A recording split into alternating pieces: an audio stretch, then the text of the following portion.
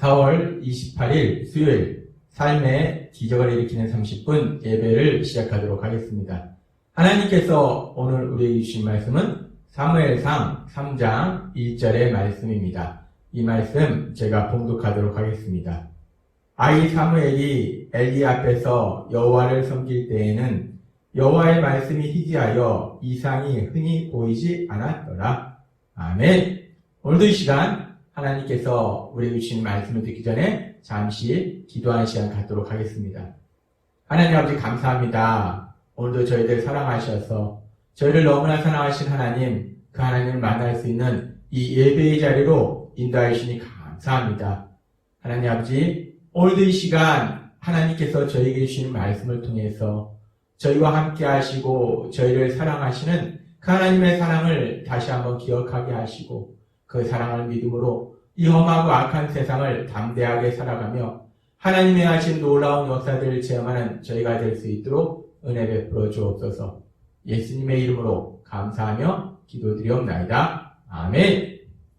하나님께서 오늘 우리에게 주신 말씀에 보면 아이 사무엘이 엘리 앞에서 여호와를 섬길 때라고 말씀합니다. 사무엘이 여호와를 섬길 때, 사무엘이 여호와를 섬긴다라고 말씀합니다. 이 사무엘상 3장 1절의 말씀과 비슷한 표현은 이 앞에 사무엘상 2장에도 기록되어 있습니다. 사무엘상 2장 11절에는 이렇게 말씀합니다. 엘가나는 라마의 자기 집으로 돌아가고 그 아이는 제사장 엘리 앞에서 여호와를 섬기니라 라고 말씀합니다.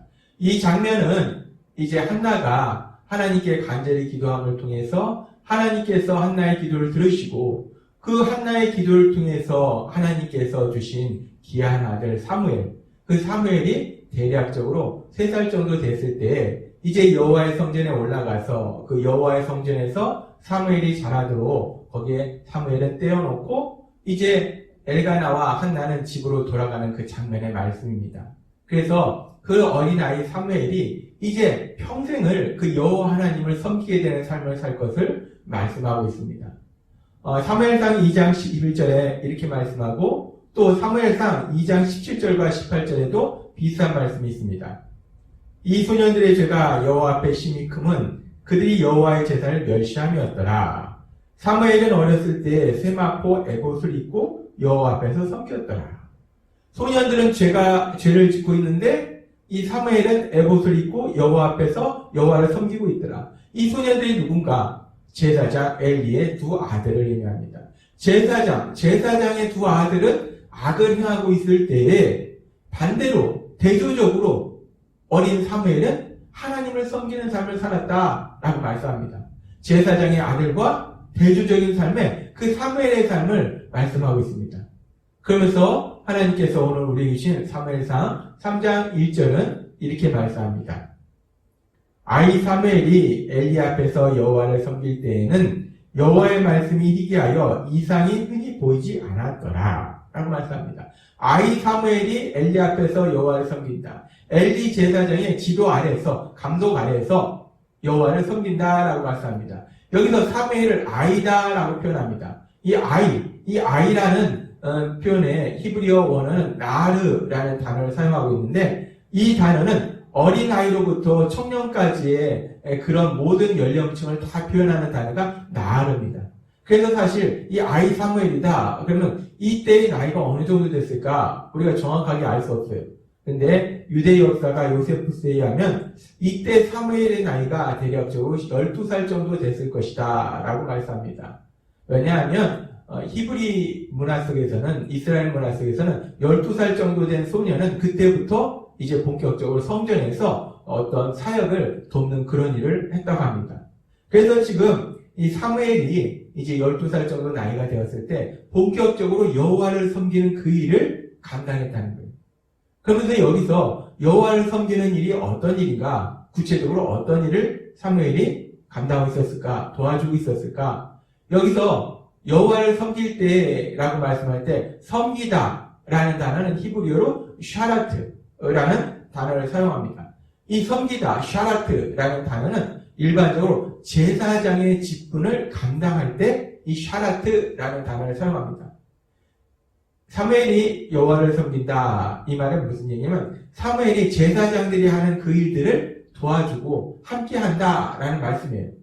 그러면 제사장이 하는 일이 어떤 일일까? 물론 매일마다 하나님 앞에 또 향을 피우고 또 떡을 드리고 여러 가지 하는 것도 있겠지만은 이 제사장이 하는 일 중에서 가장 중요한 일은 레위기 1장부터 나오는 5가지 제사가 있습니다. 번제, 소제, 화목제, 속죄제, 속건제 이런 5가지의 제사, 하나님께 드리는 희생의 제사가 있는데 이 제사장들이 하는 일 중에서 아주 중요한 일이 이 희생의 제사를 주관하는 그런 일을 한다는 거예요. 따라서 이제 아이 사무엘이 엘리 앞에서 여호와를 섬길 때라는 말씀은 사무엘이 이제 12살 정도 되었을 때 본격적으로 그때부터 이제 제사장들이 하는 희생제사, 그 희생제사를 드리는 그 일에 참여하면서 그 일을 돕고 있었다라고 말씀한다는 겁니다. 이 사무엘상 3장 1절의 말씀처럼 이제 어린 사무엘이 그렇게 희생제사에 참여하고 있을 때, 희생제사를 돕고 있을 때 제가 그 어린 사무엘의 그 상황을 한번 머릿속으로 상상해 봤어요. 어린 사무엘이 그 희생제사를 드리는 그 장면을 함께 참여하면서 여러 가지로 도우면서 그러면서 이 어린 사무엘이 그 희생제사를 드리는 그 상황을 보면서 무슨 생각을 하고 있었을까? 엘리의 두 아들, 제사장의 두 아들은 아버지가 그렇게 희생제사를 드리는 것을 보면서도 하나님을 믿지 않았고 악을 행하는 삶을 살고 있었어요. 그런데 이 어린 사무엘은 희생제사를 드리는 것을 옆에서 보면서 또 도와주면서 무슨 생각을 하고 있었을까? 이 희생제사가 어떤 것이냐? 희생제사는 일반적으로 희생제사를 드리기 위해서 일반적으로 제사를 드리러 온 사람이 그 동물을 제물을 가지고 제사를 드리러 와서 그 동물, 제물의 머리 위에 손을 얹고 안수합니다. 그렇게 동물의 머리 위에 손을 얹고 안수할 때 그 제사를 드리러 온 사람의 그 죄가 동물에게 전가된다. 그 동물이 이 제사를 드리러 온 사람의 죄를 다 가져간다라고 생각합니다. 그래서 이제 이 동물이 제사를 드리러 온 사람의 죄를 다 가지고 간 뒤에 이 동물을 죽이고 그리고 가죽을 벗기고 각을 뜨고 조각조각 자릅니다. 그리고 다 태워서 이제 그것을 하나님 앞에 드립니다. 이것이 하나님께 드리는 희생제사예요. 하나님께 드리는 희생제사에서 가장 큰 의미는 뭐냐면 죄를 지은 인간이 이 희생제사를 통해서 죄를 용서받는, 죄를 사함받는 시간이라는 겁니다. 이렇게 희생제사가 이 죄를 지은 사람이 죄를 사함받는 시간인데 히브리서 9장 22절은 이렇게 말씀합니다. 율법을 따라 거의 모든 물건이 피로써 정결하게 되나니 피 흘림이 없은즉 사함이 없느니라. 피 흘림이 있다는 것은 단순히 피를 흘린다는 것이 아니고 피는 생명을 의미하는 거예요. 즉 생명을 의미하는 피 흘린다. 그게 뭐냐? 죽음을 의미합니다. 죽음이 없이는 죄를 용서받을 수 없다는 거예요. 근데 인간이 죄를 용서받기 위해서 인간이 죽으면 죄는 용서받는데 인생이 끝나는 거예요. 그렇기 때문에 하나님께서는 동물의 피를 대신해서 동물이 대신 죽음을 맞이함으로 인해서 인간의 죄를 용서하도록 하신 것이 희생제사의 본질이라는 것입니다. 의미인 것입니다. 그렇게 봤을 때 이런 제사를 통해서 이런 희생제사를 드리면서 우리가 어떤 생각을 할 수 있을까? 죄를 지은 사람을 대신해서 동물이 죽음을 당하고 가죽이 벗겨지고 내장을 다 제거하고 각을 뜨고 조각조각 다 나누고 그것을 불에 태우고 이런 어떻게 보면 사실 끔찍한 그런 장면들입니다. 이런 끔찍한 그런 일들을 하면서 제사를 드리면서 어떤 생각을 할 수 있을까? 이 희생제사를 통해서 희생제사를 보면서 희생제사를 참여하면서 여러 가지 생각을 할 수 있을 거예요. 먼저는 이 죄를 지은 사람 대신에 사람이 그렇게 죽어야 된다는 거예요. 근데 죄를 지은 사람 대신에 동물이 죽음을 맞이하고 가죽이 벗겨지고 내장이 다 빠지고 그리고 조각조각 각을 뜨고 그래서 불에 태우고 이 죄를 지은 사람이 그렇게 죽음을 당해야 되는데 대신 동물이 그렇게 무서운 죽임을 당하는 그 과정을 보면서 어떤 사람은 야, 하나님은 정말 무서운 하나님이구나. 아, 죄를 지면 저렇게 무섭게 벌을 주시는구나. 야, 하나님은 정말 무서운 하나님이다. 라고 이 희생제사를 드리면서 하나님이 무섭다. 라는 생각을 할 수 있어요. 또 어떤 사람은 그렇게 죄를 지은 사람을 대신해서 동물이 그렇게 처참하게 죽어가는, 그렇게 제사 드리는 그 모습을 보면서 야, 죄가 무섭구나. 죄는 심각하구나. 야, 죄가 이렇게 무서운 거야? 죄가 이렇게 심각한 거야? 이 인간이 짓는 그 죄의 심각성에 대해서 더 절실히 느낄 수도 있을 겁니다. 그리고 또 어떤 사람은 이런 희생제사를 통해서 사실 죄를 지은 인간이 그렇게 죽임을 당해야 되는데 그런 인간을 용서하시기 위해서 하나님께서는 그 동물을 통해서, 동물의 죽음을 통해서 인간의 죄를 용서하시는 그 희생제사를 보면서 야, 하나님은 정말 우리를 사랑하시는구나. 죄를 짓는 우리임에도 불구하고 그런 우리를 사랑하시는구나. 야, 정말 하나님은 용서하신 하나님, 사랑이 많으신 하나님, 정말 하나님은 그런 하나님이시구나 라고 하나님의 그 사랑하심을, 그 하나님의 사랑을 생각하는 사람도 있을 겁니다. 그렇습니다. 희생제사는 똑같은 희생제사를 드리지만 그 똑같은 희생제사를 보는 사람들은 각각 다른 생각을 할 수 있다는 거예요. 어떤 사람은 무서운 하나님을 생각할 수 있고 어떤 사람은 죄의 심각성을 생각할 수도 있고 어떤 사람은 동물을 대신해서 죽게 하신 함으로 인해서 인간의 죄를 용서하신 그 하나님의 사랑, 그 하나님의 사랑을 생각할 수 있다는 겁니다. 똑같은 희생제사인데 사람에 따라서, 보는 눈에 따라서 다양하게 생각할 수 있다는 겁니다.